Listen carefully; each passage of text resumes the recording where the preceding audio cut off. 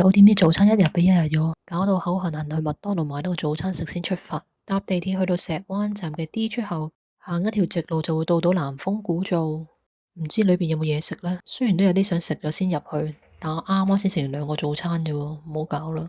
哎呀，嚟得太晏添，原來咁多精彩活動已經開始咗，有醒獅啦、財神、火神祈福嘅活動，即刻嘭嘭聲入去啊！咁喺入去嘅途中呢，都會見到啲賣陶瓷工藝品嘅街道。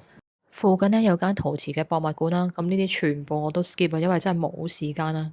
今日呢就係最後一日呢喺廣州啦，行李呢就放咗喺酒店啦，酒店喺順德。咁而家南豐古灶呢度呢就喺佛山，而家都差唔多近12點，真係要爭取每一分每一秒去參觀啲景點。預計2點半鐘都要走啦，搭車返去酒店攞行李唔使時間咩？趕搭今晚嘅6點鐘高鐵返香港。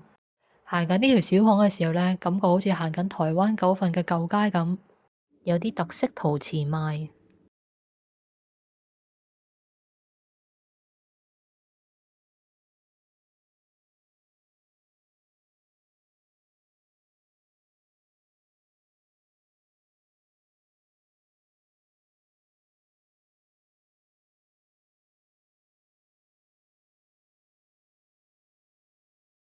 呢度係古琴協會，裏邊好似坐咗個古琴老師。如果想入嚟揾佢學古琴，使唔使下下俾南豐古做門票呢？一般入園呢就要25蚊人仔。賣票窗口有項都幾搞笑，但我冇睇清楚啦。好似寫住咧，如果良好嘅市民呢，就會收你20蚊人仔門票。咁好明顯，我都係用20蚊入嚟啦。見到呢啲人喺度搓陶瓷呢，我又想唱隻歌 O 開頭嘅，不過唔唱啦，驚中音樂版權啊！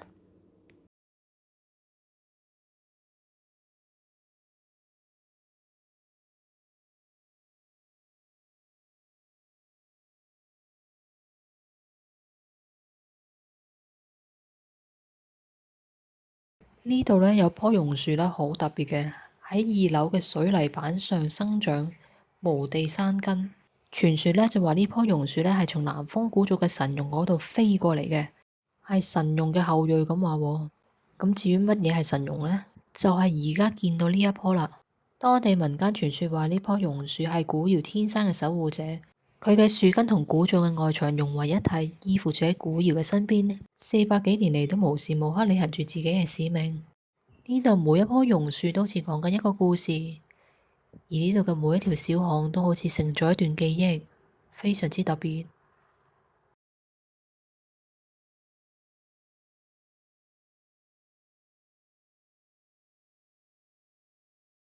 聽到啲人話南豐印象嗰度有表演，去睇下先。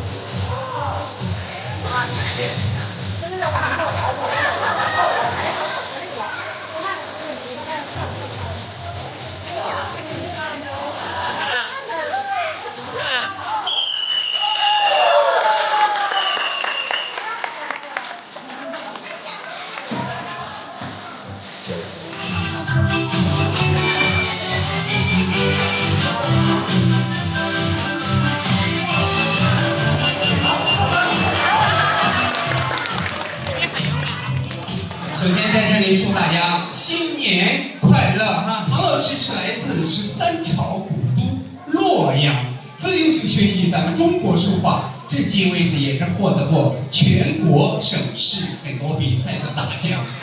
漂亮吗？漂亮哈，非常大气。仔细的看一下顺不顺啊？128元，后面的这个方法还有长篇睇完表演都冇乜時間啦，食返個雲吞麵快靚正。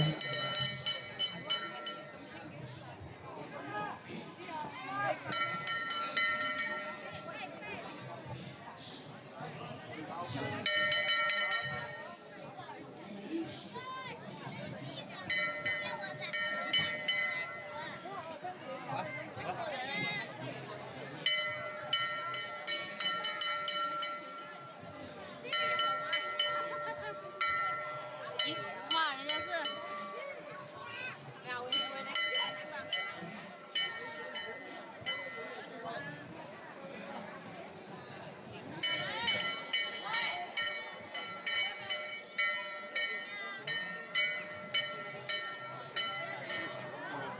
呢一座龍窯呢，喺明朝1506年已經起火，窯口呢就向正南食正嘅風勢，靠自然風做吹旺啲柴火，所以呢就叫做南風鼓灶。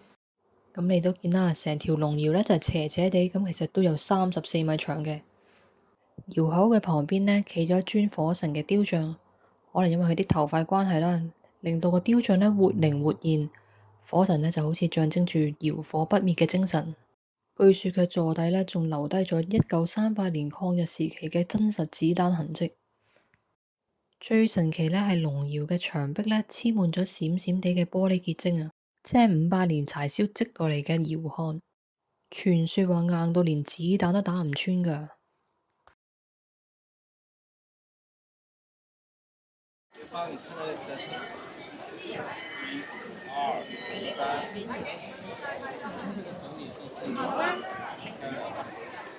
除咗龍窯之外呢，其實佢嘅旁邊呢亦都有鳳窯，係拍住一齊燒陶嘅。遠睇呢就好似兩條龍趴喺山腰咁。所謂500年嘅不滅窯火，其實係一種浪漫嘅説法。而家每年呢，只係揀幾個大日子呢先會開窯燒陶嘅啫，每次呢都會燒足3日3夜，仲 keep 住用荔枝木同古法去控火㗎。而家嘅龍窯係靠窯焊 keep 住餘溫，令到呢一到開窯日嘅時候呢，3個鐘呢就可以焗到上1300度咁勁㗎啦。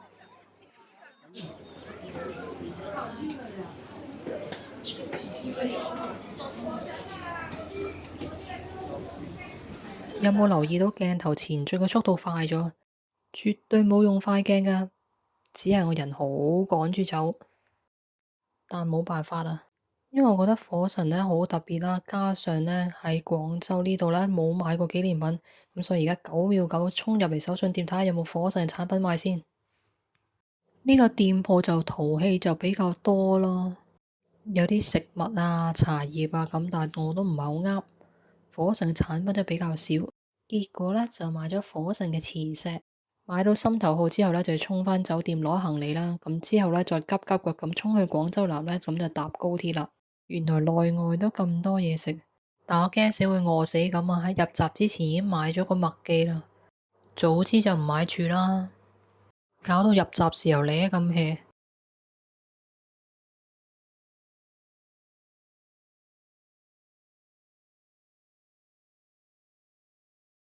重點係揸住呢個風車有啲麻煩，不過好爽，係咁轉。